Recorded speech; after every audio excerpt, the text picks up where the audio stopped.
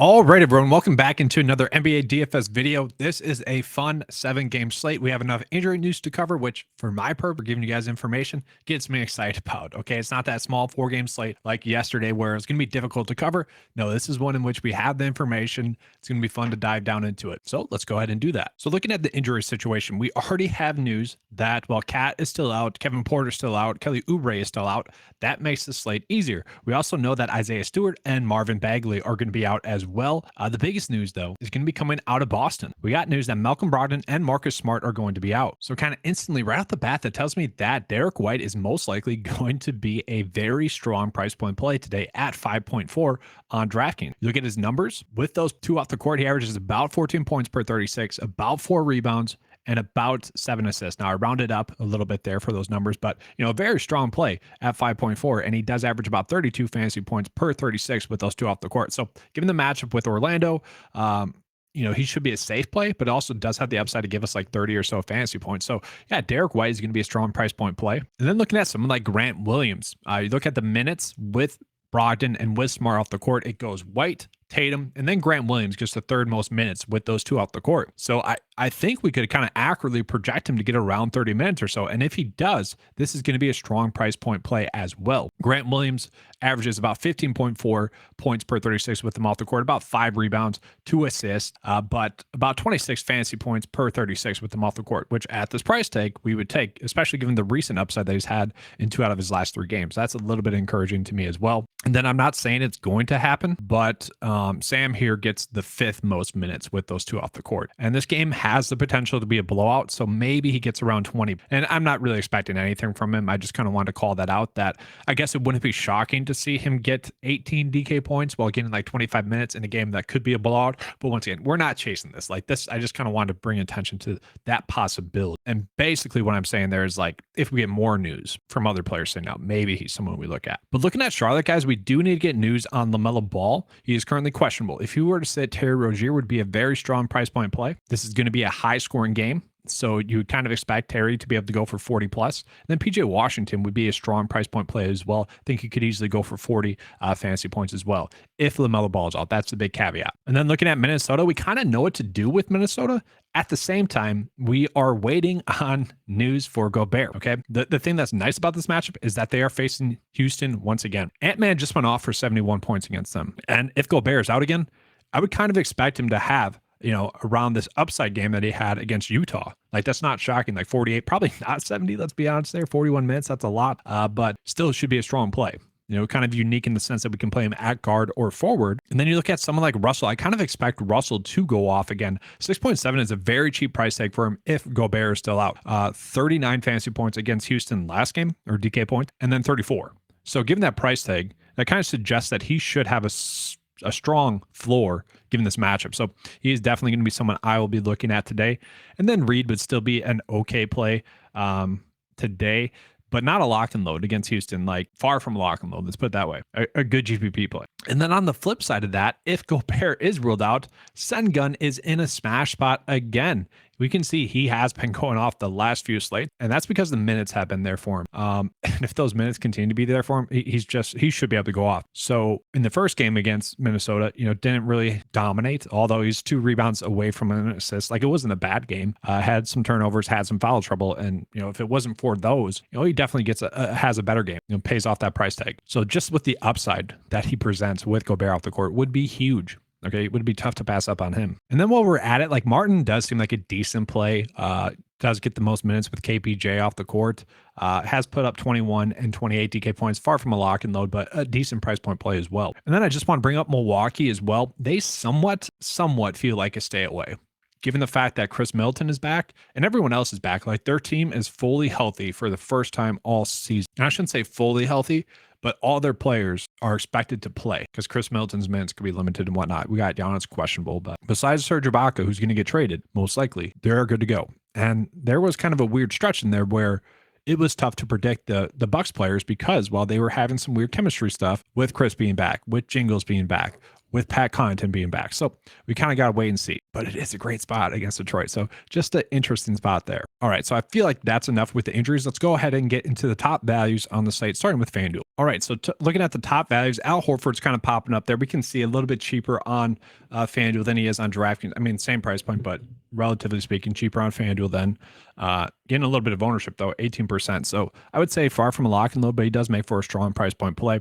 Mike Conley is popping up really chalky there, and I'm kind of curious as to why. His role really hasn't changed. He's just been on kind of a good stretch lately, but his role really hasn't changed. I know it's a great matchup and he does present some strong upside, but the shot attempts just aren't there. So like, yeah, he's a strong play, but if he's going to be extreme chalk, like 35% on FanDuel, I don't know if that's like I need to play him spot, like a lock and load spot. De'Aaron Fox, good price point for him. I'm fine with that. DeMar DeRozan, that game is projected to be a very high scoring game.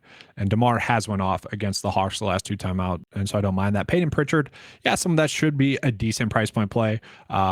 He should be able to hit value. Definitely should be able to pay off his price tag. Just how much upside does he have? And I think that could be predicated on if that game blows out. Once again, it is a game in which the Celtics are favored to win. Now it's down to 7.5. They were favored by 8 earlier. So just something to pay attention to. Not a bad play. Derek White, like I said, I really think Derek White is going to be a safe play. Like cash lineups, probably just playing him.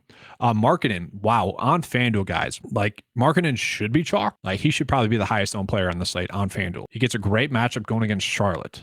And this is a game in which Utah is favored to win by 8 points. And it's a high scoring game. And if that holds up, Markkanen would be the reason why it's kind of a blowout. So I think Markkanen on FanDuel is just someone we need to be trying to roster. Dylan Brooks seems to be always popping up as a value play.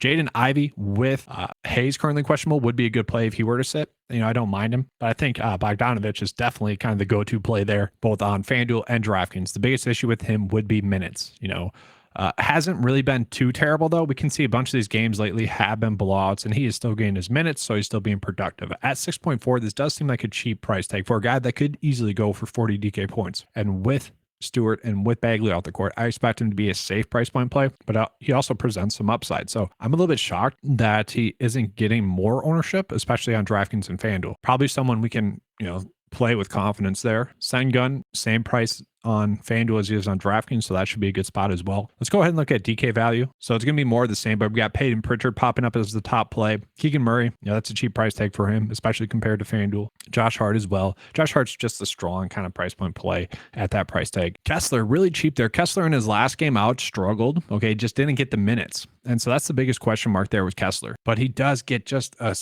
great matchup against the Charlotte Hornets. So I do think he'll be worth the look in GPPs, but not someone you can play in cash. Like in GPPs, I do think we have the upside to get 38. I don't want to say 50, but like the upside is there. We are making a play on the minutes here is what we'd be doing, because if he does get the minutes, he should be a very strong price point play, especially given this matchup. And so I'm a little bit shocked at his ownership on DraftKings. Just given the price tag, I thought it would be a little bit higher than that. All right, so now getting into the projected ownership. I always kind of like to start with DraftKings and just showing you guys where people are starting their builds out if there is a starting point. There really isn't. Like maybe a little bit of Job, maybe a little bit of Lillard, but none of them are like really extreme chalk. So let's go ahead and sort by ownership. Duren is really popping up there at 4.5. Yeah, that's a pretty good price tag for him, I would say.